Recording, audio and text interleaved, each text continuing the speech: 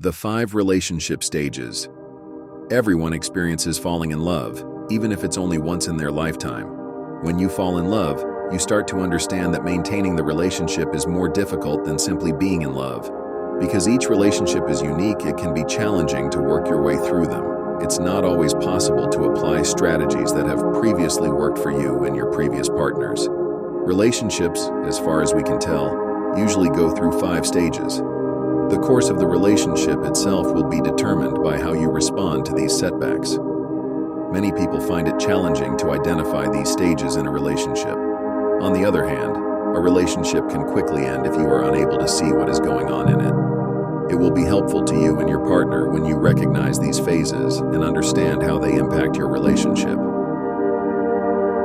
Stage 1. Romance. It is difficult for us to see a person's flaws when we are in love with them. We become so engrossed in our fascination with them that we fail to recognize any flaws in them. Our partners see us through the same perfection-obsessed lens that we see them through. However, this seemingly never-ending dream is not permanent. Typically, this stage doesn't last more than 2 years. Now let's take a closer look at the romance stage from the perspective of evolution. Nature intended to create something when the human race evolved to make sure that our species wouldn't go extinct. Therefore, in order for us to express our emotions to one another, humans were born with the ability to procreate and think. Eventually, as nature kept adapting, humans created the emotion we now refer to as love. We were able to connect and build close relationships as a result. But when we do fall in love, it's usually with someone we wouldn't think would be a good fit for us. They have the ability to do the opposite, even though we might think of them as someone who fulfills all of our dreams. However, why would nature want us to fall in love with someone who is so unlike us? People usually make us fall in love because they have opposite personality traits to our own. Because of this, we can fit together like puzzle pieces. Our negative qualities are balanced by this person's positive ones and vice versa. Additionally, assembling these 2 puzzle pieces results in the creation of a new piece, a piece that the puzzle could never be complete without. Upon reflection, we frequently question how we were able to fall in love with someone who is so unlike us. However, nature meant for us to fall in love, and it ensured that we would by causing the release of feel-good hormones such as dopamine, oxytocin, phenylethylamine, and serotonin from our brains. These hormones support a biochemical mechanism that purges stressors and engenders feelings of infatuation. This explains why we find it so difficult to see our partner's shortcomings. These hormones push us to do whatever it takes to maintain the romance while masking our shortcomings. We're hiding our true feelings from our partners behind a facade of devotion. We keep this mask on because we fear that removing it and showing our true selves will cause our partner to leave. With this knowledge, you can work on discussing somewhat challenging subjects with your partner so as to prevent any significant arguments or misunderstandings. For example, whether or not you both want to get married and have kids. It seems like everything is perfect during this infatuation stage, but it eventually wears off. You might suddenly realize that your partner is the most incompatible person you have ever imagined when you look at them at this point. This usually occurs when one of you starts to worry that your relationship won't last forever. This could be going on an exclusive dating relationship, moving in together, getting engaged, or anything else that raises concerns for permanence for you. Here's where the next phase begins. Second, the power battle phase.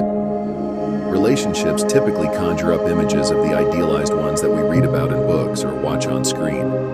This makes it simple for us to believe that unless our relationships are exactly like the ones we've seen portrayed, they can never be perfect. Because the once peachy, keen love has crumbled before your very eyes. This stage is incredibly painful and tense for partners. Occasionally, we substitute anger for these absent feelings, which creates additional issues on its own. We start noticing only the things about our partners that make us feel almost disgusted, and we stop paying attention to what used to make them seem so perfect. One of the partners will typically withdraw during this phase of the relationship. Their partner has changed drastically from the person they fell in love with, and they feel betrayed by this. When one partner acts in this way, the other will go after them and make demands for their attention. all the while fearing emotional desertion. Even though most couples find this stage to be extremely challenging, it also offers the opportunity to reflect on yourself and reclaim your independence in the relationship.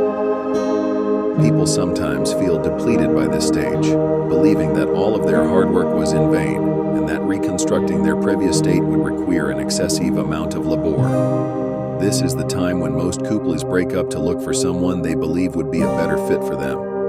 For the same reason, the majority of divorces occur at this time.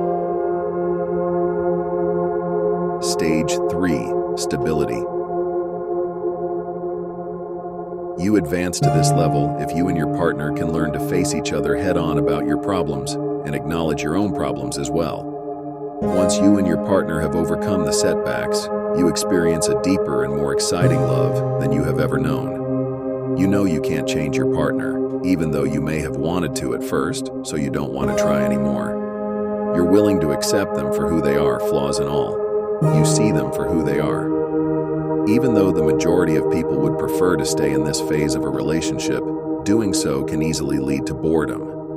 You might eventually start to notice that the excitement of being in love is fading and that you need something special to keep it going. In order to overcome these problems, partners usually create experiences together and keep their relationship feeling exciting. Stage 4. Commitment. People frequently equate marriage with commitment in relationships or partnerships, even though that isn't usually what this stage is meant to represent. Nonetheless, this is the time when you and your partner are truly prepared for marriage, despite the fact that many couples make the error of getting married while their relationship is still in the romance stage. By the time you and your partner get to this point, you've both come to the realization that you want each other more than you need each other.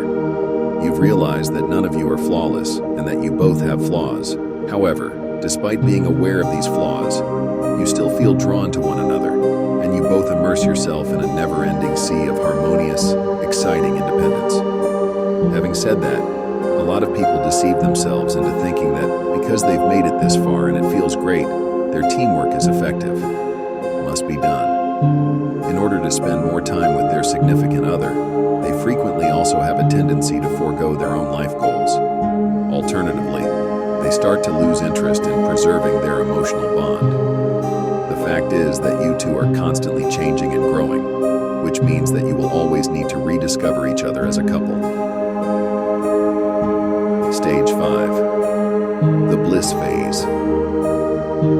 At this point, you and your partner decide to show each other your love by moving out into the world.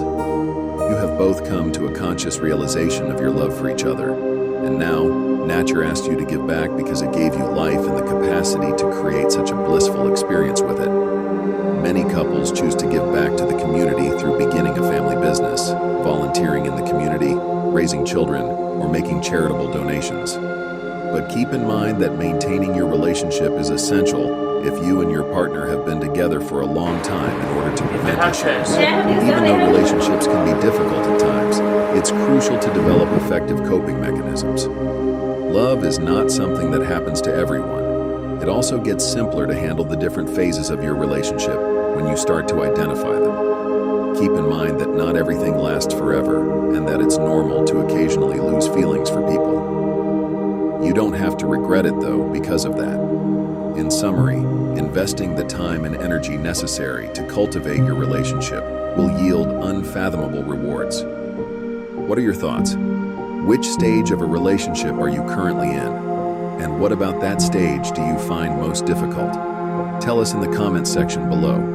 Please give this video a thumbs up and tell your friends about it if you liked it so we can continue to make more. Click the subscribe button to see more videos like this one.